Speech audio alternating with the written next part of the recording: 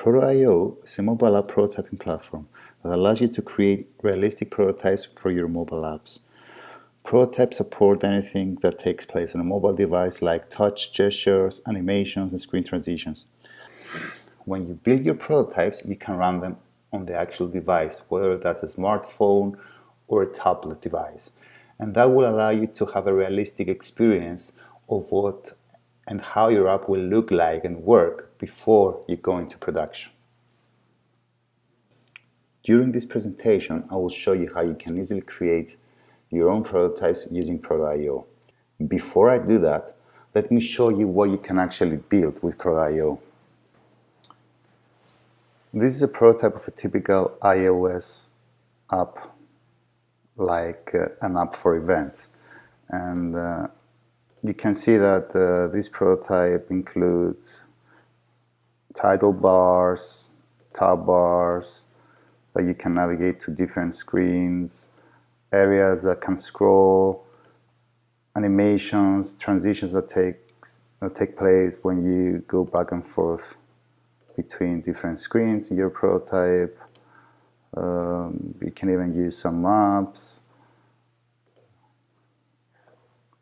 Another example is a Windows app. You can see that each app has different UI elements, and you can use all these elements that are available for you from PROTO.IO to do different things.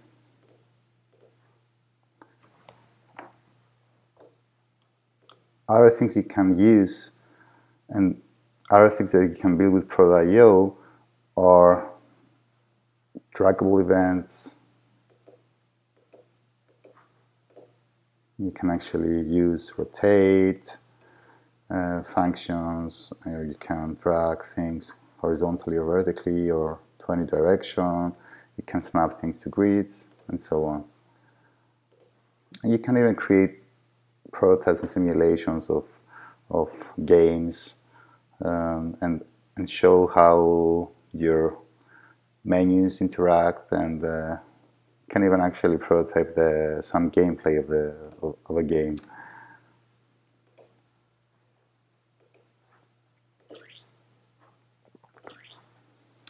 So I think it's time we go ahead and create a PROTO.IO account.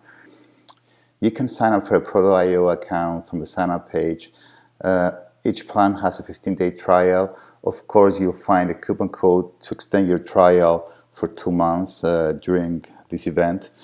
And so I guess the next thing that you can do is actually sign up for an account and activate your account. Once you do that, you'll be able to log into your own account page and start prototyping. All right, so we log in to PROTO.IO, and the first time you log in, you'll see a model coming out with some important information like video tutorials, documentation links, and so on.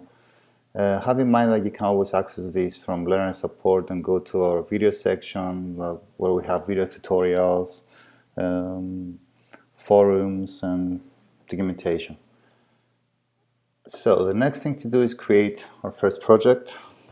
So I'm going to select the device. I'm going to choose iPhone 5 for the purposes of this demo.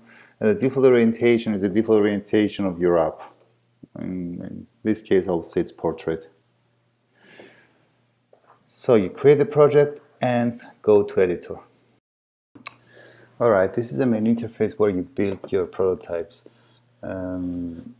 There are UI libraries for the major operating systems for mobile devices, where you can use and simulate different things like tab bars, navigation bars, toolbars, buttons, and on-off switches and lists.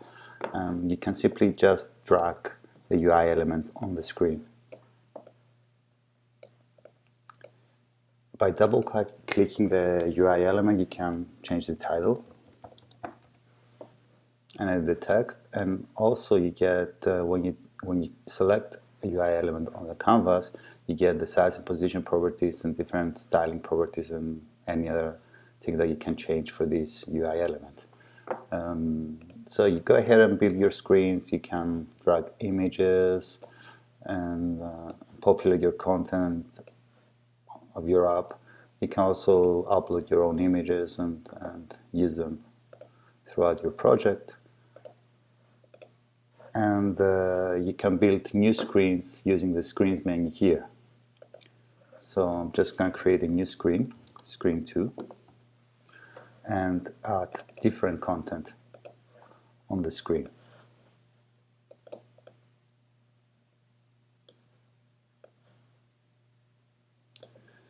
When you save your project, you can do that by clicking here or by Command S. You can preview it, and you can see the actual app.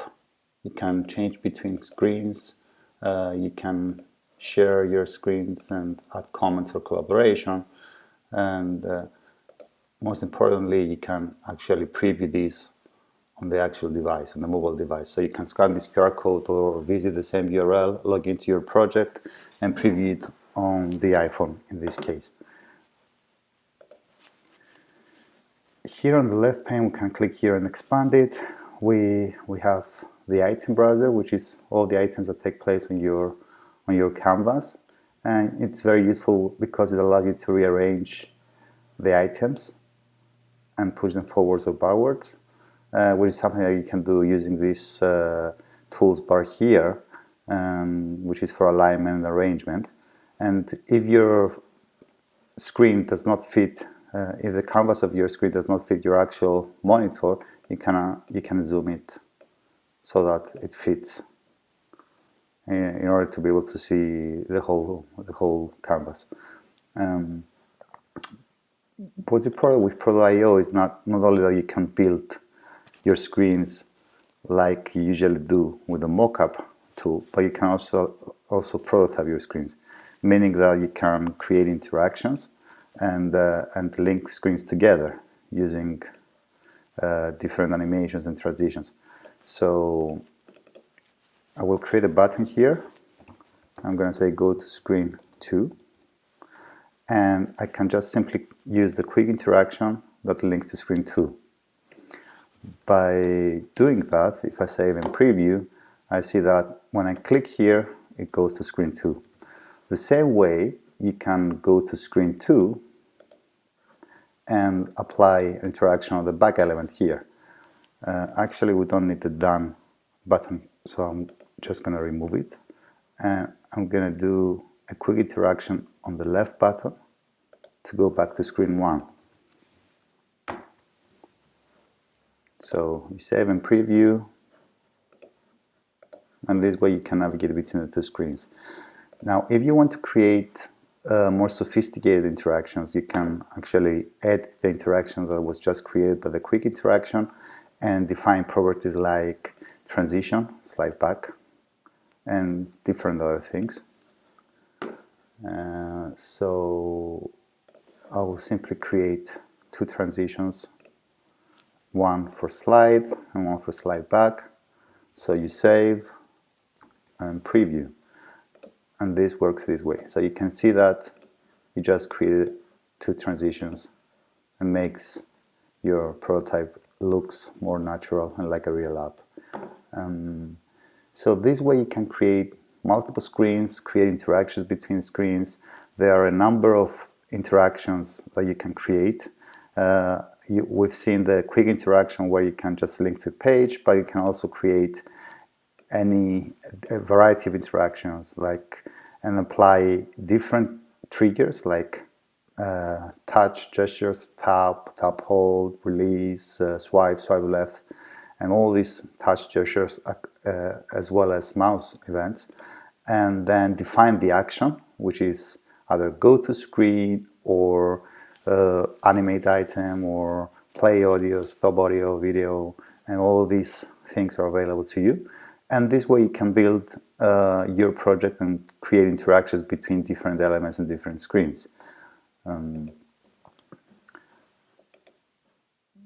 This includes the basic functionality of PROTO.IO. If you want to master the Proto, of course, there are a number of things you can do, but what is better to do is go through the video tutorials that we have on the site and see how everything is done. One more thing that I need to show you today is how you create scrollable areas. To do that, you use containers. Containers are different UI areas that you can create and add different elements to those areas, and you can reuse them in many places. Just to give you an example, I can create a container which has width and height of 400 pixels. I can drag different UI elements on my canvas, and then I just go to the screen I want to use the container, and from the containers menu I add it to canvas. You can add a container multiple times to the canvas and on actually multiple screens. And this means that the content of these containers is the same. So by double clicking on the container, you can remove and rearrange the items. And when you go back to your screens, you will notice that the items have rearranged in all the containers. And this is very useful when you have when you want to create reusable content, like in the cases of menus. For example, if I want to create a tab bar, which will allow me to switch between two screens, the proper way to do it is not to just add it in all screens and define all the interactions for all the buttons in every single screen, but instead what we can do is create a container which will have the width and height of a tab bar. I'm guessing the numbers here. I know the width is 640 pixels, but the height is actually, when we click on it, is 98 pixels, so we can just modify this and say this is 98 pixels. So here we can say this is screen 1, this is screen 2, and when I select the first item, I can link it to screen 1, and when I select the second item, I can link it to screen 2. Of course, you can change the look and the behavior of this tab bar. You can change the icons and the colors of the icons. So if you go back to your screens now, the only thing that's left to do is just add it to the canvas. So you can add it to your canvas on the screens that this applies to.